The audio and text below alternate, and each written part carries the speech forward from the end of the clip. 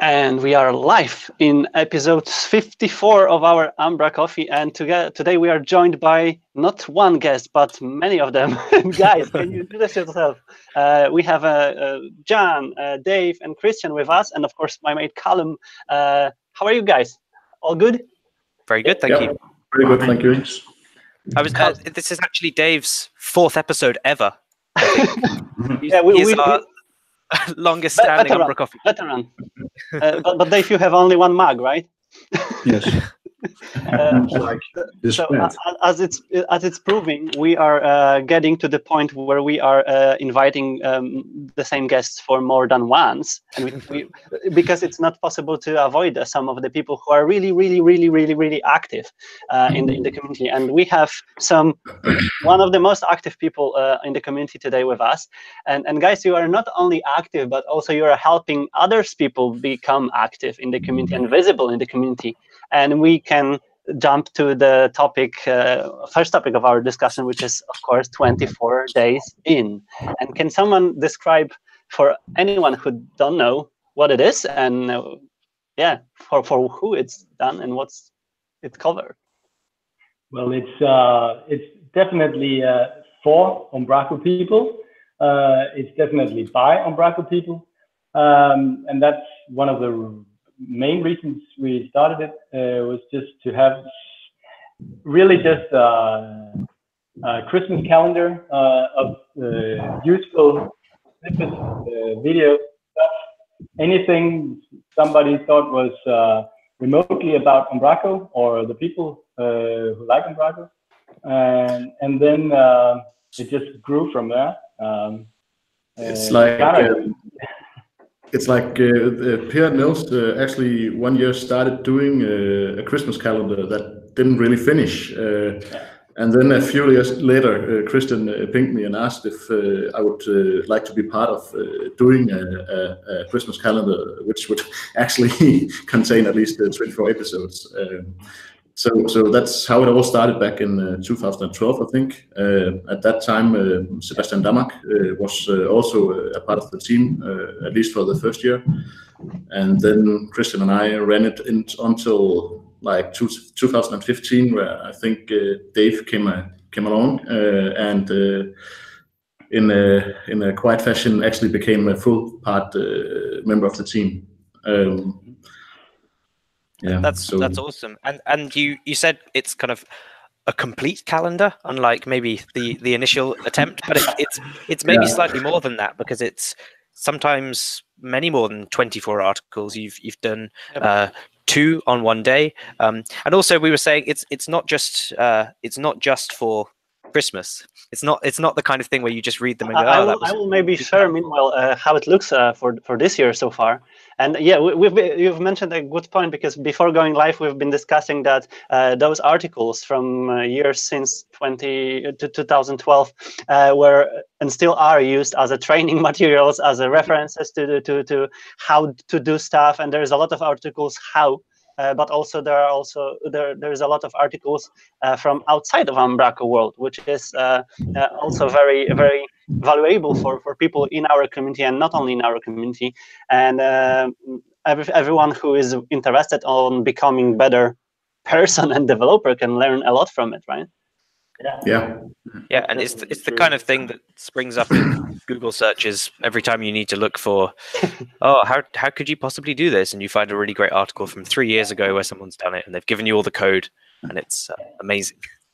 Yeah, and of course, if you Google something about content finders in Umbraco, that actually shows an article on the calendar before the actual documentation. That's really cool. And guys, can you tell us how are you collecting authors to publicate articles? Because I think that this is the interesting part for everyone who maybe be willing to participate in the next years.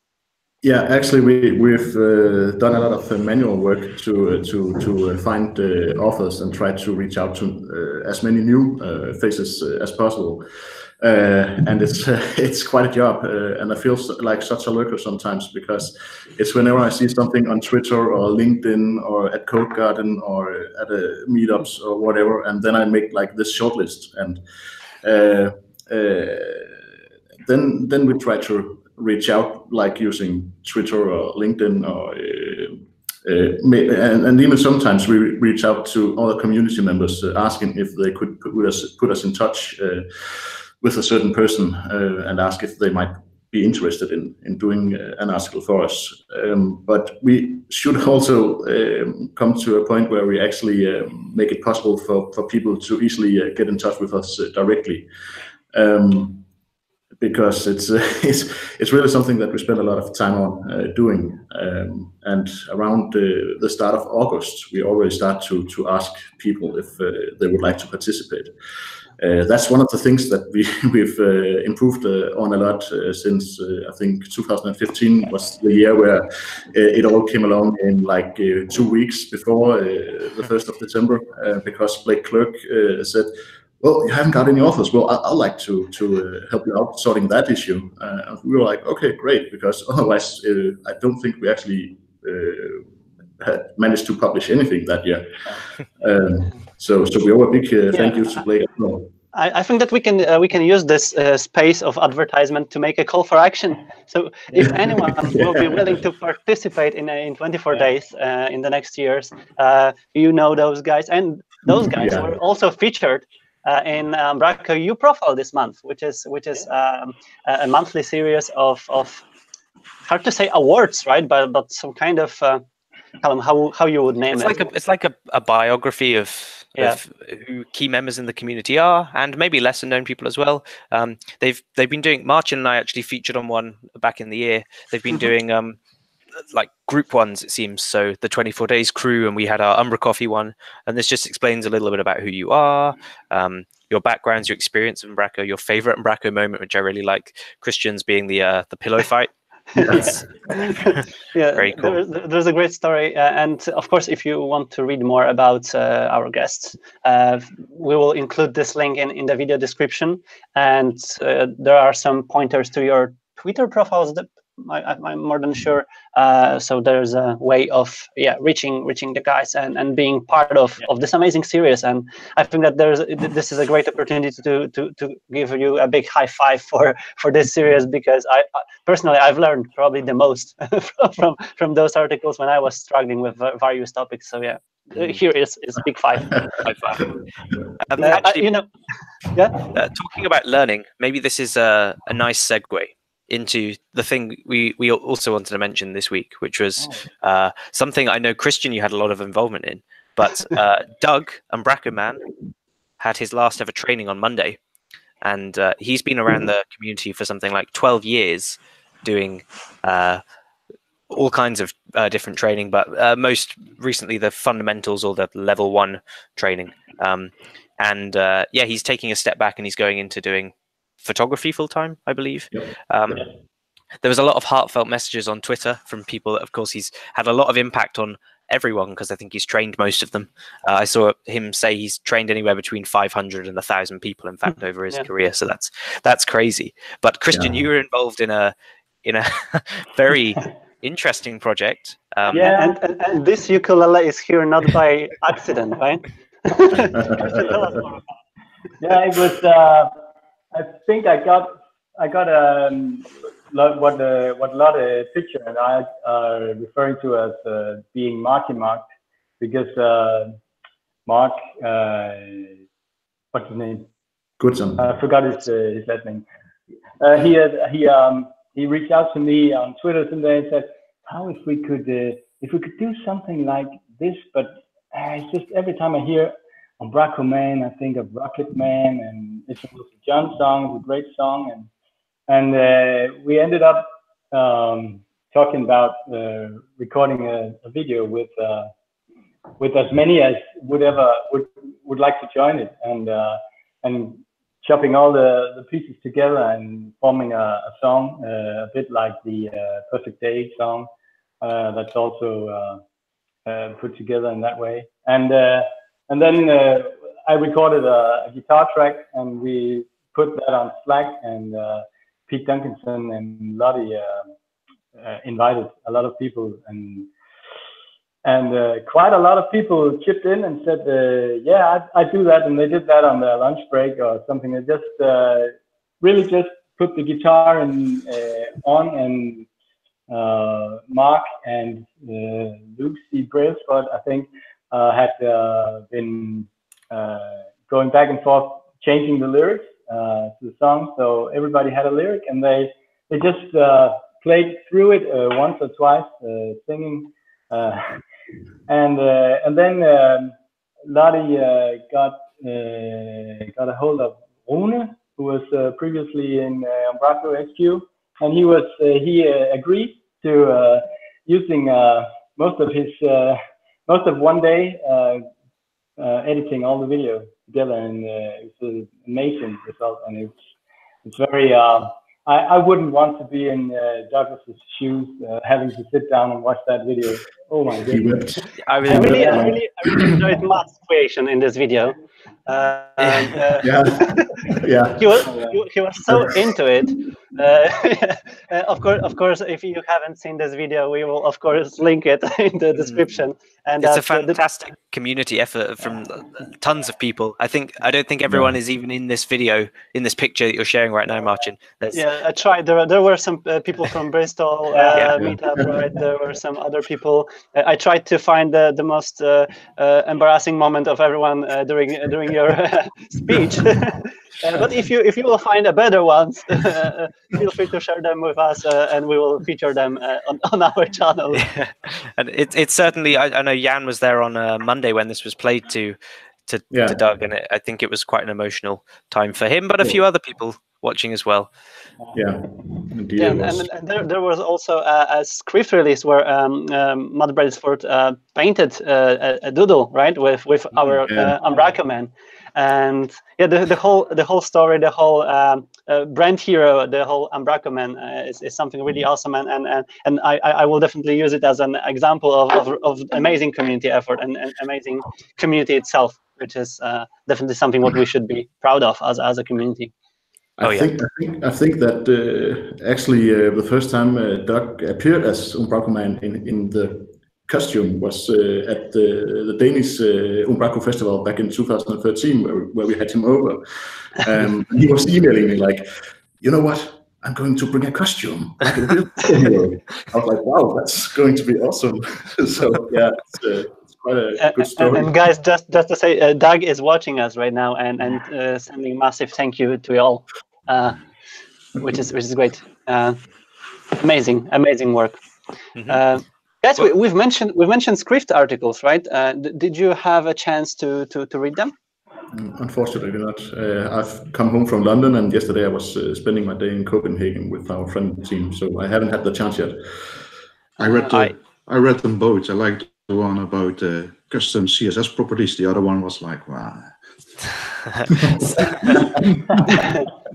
So the first one is by Matthew, who was also our guest somewhere in the past. It's about the CSS and some custom user experience with using it, of course. And second one is I know this author as well, Callum. Someone new in our community. Callum, it's a great article, great walk through the something what is usually not used in our small scenarios, but it's something. It's something I felt that needed to be written about, because it's something that gets hyped up a lot, like Docker and deployments and Kubernetes, and it's all very hipster. And this is, more than anything, this article's trying to exemplify the fact that whilst all of this is possible, there's downsides of maybe using some of these new fancy technologies, and you don't need to be the cool guy using all the latest tech, because in a week it might be completely redundant. This article hopes to supply a few ways of doing things, but also maybe some alternatives. So guys, did you use Kubernetes in any of your projects? And haven't tried it. Nope. Good. Yeah. Nope. Good. So you can follow Callum's article, and it will work. It will work. And we can jump to something else right now, which was also announced during this week. If I remember correctly, it was on Monday. Big news.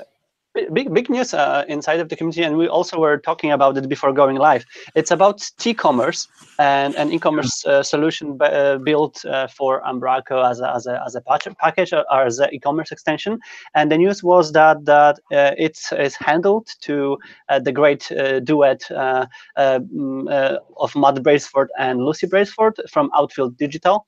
And maybe let's make it a little discussion. Do anyone of you used T-commerce in the project before? I used it a very long time ago, but not recently. Really long time ago, I had a look at it, but it's I think it's 5 years ago or something like that. So, yeah, I've mentioned earlier that I was talking a lot with T-commerce team about the future of it, the business models behind it, and it's one of not so many e-commerce solutions for Umbraco, and the one true, which is based on Umbraco APIs, besides Marcello, if I'm correct. And yeah, that's a great news. I think that if it will receive a love which we get used to from the Brailsford's team, it's definitely something where what brings the package to even higher level, because it's already awesome. Yeah, I'm really looking forward to seeing what Matt does with it, because it's some T-commerce has maybe not been as well supported as it could have been over the past few years, and I think that's why Anders, the lovely guy who built it originally, has maybe wanted to give it a new home, and it's really cool to see that that's now under Matt's and Lucy's very, very capable hands. That said, I was joking before we went on air that I'd like to see what happens to this. Is Matt going to rename it Yorkshire T-commerce or something else? We should create a poll with some kind of options to get some food for thoughts for this name. Maybe ViewCommerce. ViewCommerce. ViewCommerce. It's actually the only commerce option for Umbraco that I have tried looking into, but we've had the run up to 2 e-commerce solutions where that never went as far as actually becoming a web shop. So, but both times I had talks with Anders about what we could do, and I was super pumped for the thing where you can just build the shop just like you build Umbraco, and then when you're ready to shop, you can just put the JavaScript stuff with the basket on it, and then use it. So you're not the thing that you're not stuck with some kind of structure that you have to do to create a shop. Was very appealing to us, actually. So hopefully we'll get to use it. Yeah, and maybe as a transfer to some less happy news, because of course we are looking for a bright future of the T-commerce and Umbraco as well. But we had also some issues during this week with Umbraco Cloud especially, and as some of people were more affected or less affected, it brought some websites down because of some issues with Azure and some other things. But did it affect your site, the 24 Days site? Because I believe that runs on cloud. Yeah, but only for a short moment, I think. I would have to say I have not. I saw a lot of people tweeting about Umbraco Cloud, rest in peace, and all that. But I have not had any issues with any of our sites. Actually, we have uptime robot notifications on all our cloud sites and sites as well. But other than seeing those notifications that this thing is down, now it's up again, and that's all. I haven't heard from any authors that they couldn't get into the solution, and I haven't heard that. We usually get tweets right pretty quick when the site is not responding, because that has happened. Yeah. I think that we also seen that, for example, usage of Cloudflare or any services like that who can cache the last result on the front end, and some outside of the server itself might be really helpful and satisfying in those cases. And but in terms of this topic, I think that's very important is to bring to attention the tweets which were flying over from Niels and from Umbraco. It was really good to see from my perspective at least that it's nothing what they are too afraid of or they are afraid of admitting that there are issues or problems, and yeah, everyone was literally just pushed to keep fingers crossed to make it solved really soon, right? Yeah, I know that the HQ were working incredibly hard. I spoke to Warren on Monday, and I know that there was a few people working quite long hours and very hard there. And Niels' tweets just show how humble they are for the support that people are giving Cloud, and that they are really, really trying. This is kind of their first big mistake, I think. There's been the first big outage. This time off the back of some maintenance, and it was just great to see the community coming in and saying, "Hey, don't worry about it. Like we're supporting you. We will do whatever we can to help you out." I know people were really praising the support on chat as well from the SWAT team, but also from the cloud team working to get it back up as quickly as possible.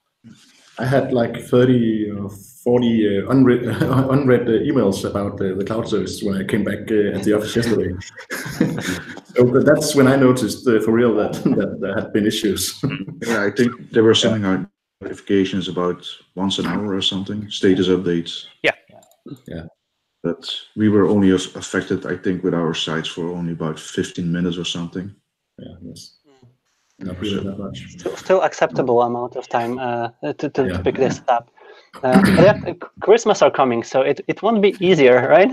It won't be easier. I heard once that in one of the Polish biggest e-commerce providers, there is a team who is gathering with pizzas during the Christmas, and they are just sitting and waiting for the failure because it will fail. Because they are doing some at some point. Free deliveries, etc. So yeah, we are not waiting for failures, but yeah. And as we are talking about Christmas, there's a lot of things happening during the Christmas across the community. I've seen the first gifts delivered from Umbraco HQ to some of the gold partners, if I'm correct, right? Yeah, people decorating their trees with Umbraco baubles and a few different things. I think Christmas cards and some dodgy Danish sweets might have been sent to someone as well. Yeah. I had a project manager spitting out one of the sweets because it was so sour. Are those the licorice ones, which we all love so much? I haven't tried any of them yet myself, so I don't know if it's that bad, really. I don't think it is. But yeah, there are some tweets with those beautiful decorations, and it's great to see that Umbraco is present even during the Christmas and in houses, offices, and everywhere else, right? We are all starting to feel the atmosphere of Christmas. There's also a ton of Christmas meetups, I think, happening. So Glasgow are doing a Christmas meetup. Jan, I believe, are you hosting one in Aarhus? On Tuesday? Yeah. Awesome. Tuesday, so I think Wednesday is Glasgow, Tuesday is Aarhus, and then there is on Wednesday there is the Umbraco London Christmas quiz, which is impossible every year, and then Umbrismus next Friday in Bristol, where they've got a V8 hackathon in the day and their Christmas party in the evening. And we'll be doing an umbraCoffee from Umbrismus live hackathon on a boat. Sounds like a fun. I'm sure.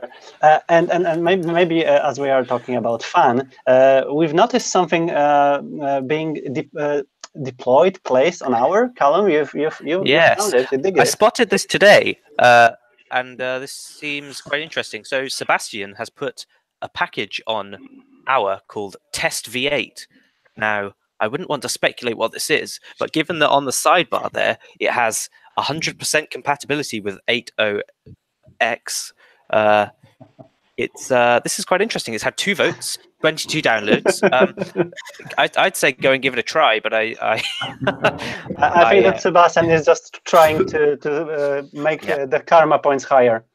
I think he's just trying to game the system. The package has already been marked as retired, even though it was released only a few days ago.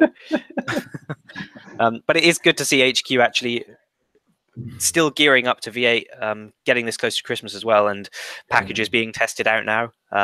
And we'll probably explore a bit more in the hackathon on Friday next week about what's been changed. So exciting times. And we had some great discussions about possible improvements for maybe not only V8 but also V7.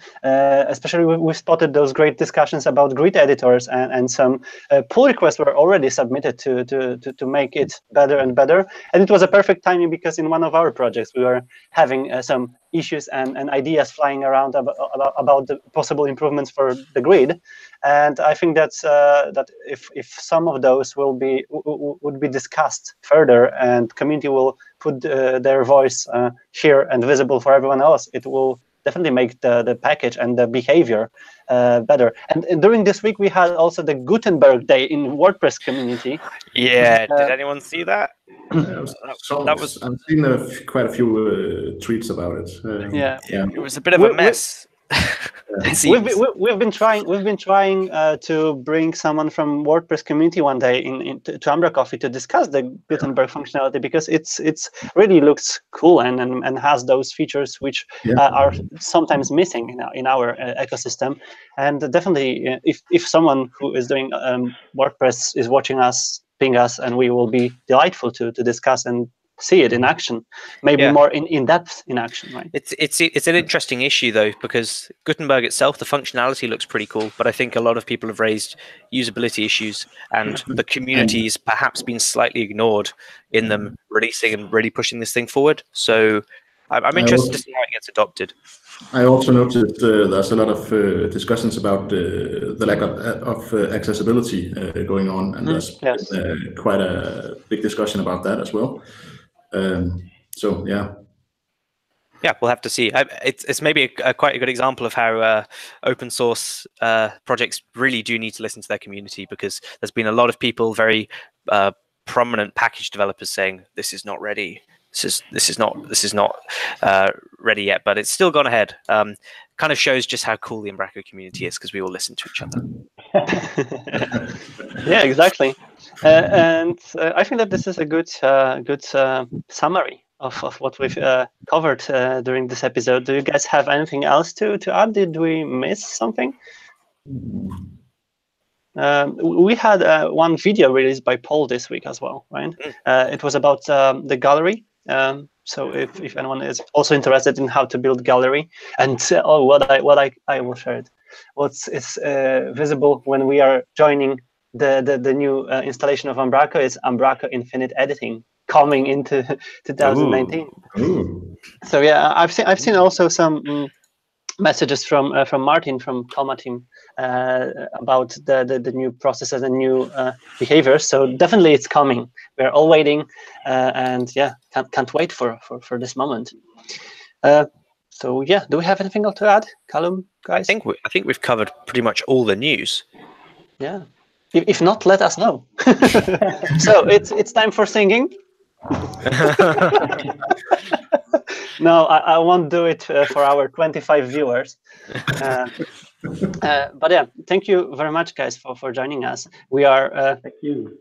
Observing the Twitter accounts. I have a notification set up for 24 days account, so every time when you're posting an information about the new article, it's there. And I highly encourage people to do the same, because yeah, it's a great start of the day every day in December, and a great walk through to the Christmas time. Yeah, and we're only a quarter of the way there. There's more coming. Yep, more coming. Yep, and yeah. So as always, we will see each other on next Friday.